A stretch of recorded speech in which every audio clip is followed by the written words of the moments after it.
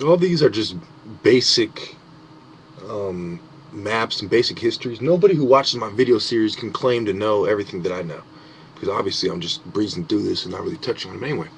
So we go into the history of the Native American tribes. Okay, so around 60,000 to 25,000 years ago, lowering sea levels created the Bering Land Bridge.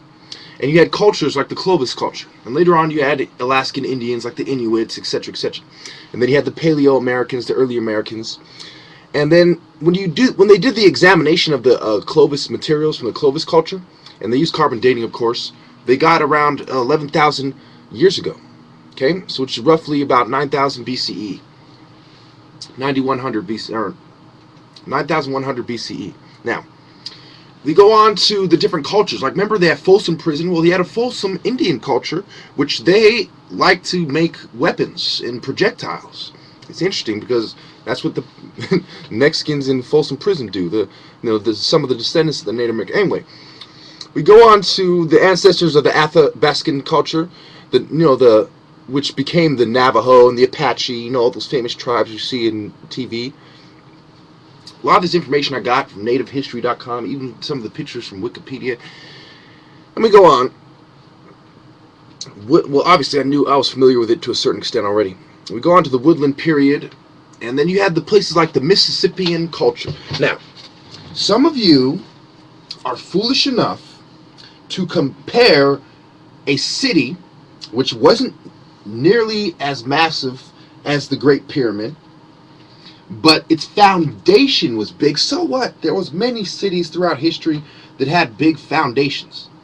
Also, it's important to notice that the Native Americans had Woodhenge. So, Europeans had Stonehenge, Native Americans had Woodhenge, Chinese had Great Wall. What does this show you? This shows you that the source was Africa, and the people who either stole the knowledge or took it with them built an inferior version of Egyptian masonry in their own country. Okay? In order for them to compare their structures, they have to compare a whole city to the pyramid. Okay? They have to compare all their works collectively to one small patch of land in Egypt. They have nothing that compares to the Nile. They have nothing that compares to the hieroglyphics. They have nothing that compares to the war arts. They are a new people. And even though they were new, the Asians were so out of touch with their own history that they didn't know that there was Native Americans right next to them, right there in Alaska. They didn't know. Here they are in Russia. Here they are in Asia.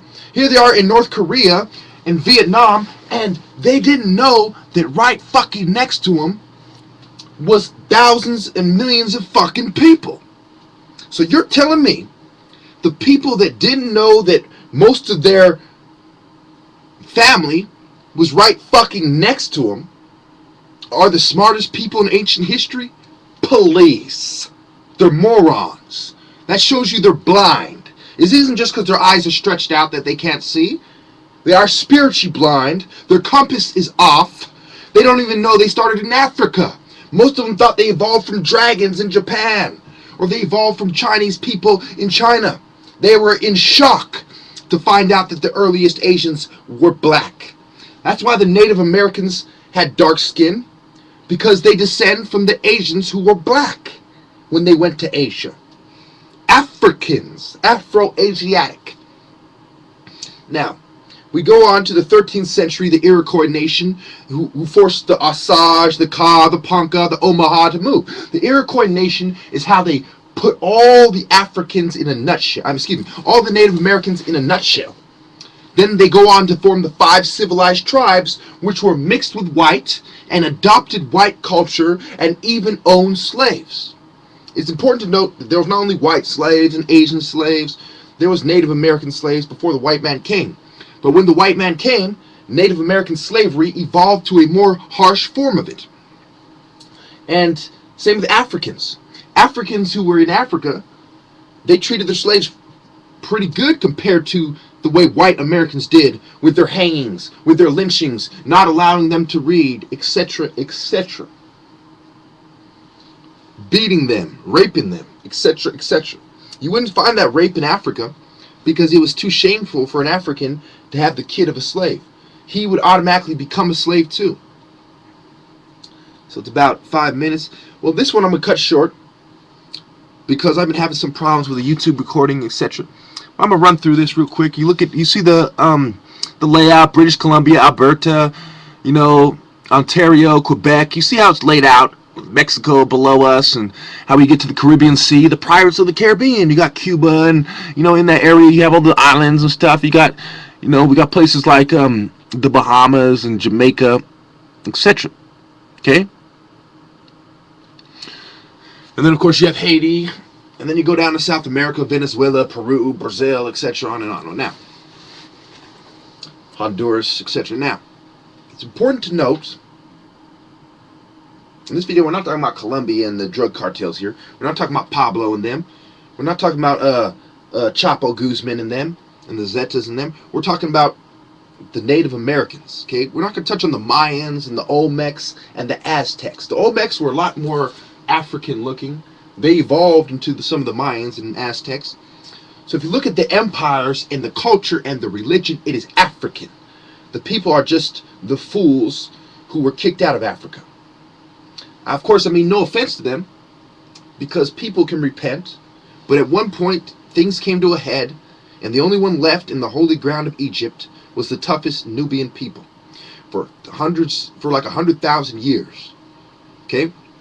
So, when you understand that not only the Nubians, but the humanoids, the Cro-Magnons, that would evolve into Nubians were already there in Africa, and the blacks stayed there. The first human migrations were ones that already had some kind of primitive religion and primitive tools. You have to understand that the people that would understand God are the animals. When man evolved from being an animal, and he took his animal religion with him and used his deductive reasoning to determine what is evidence of God, that's why Africans are closer to God than anyone else as far as their description of God and how things went and how everyone stole their ideas. Thank you.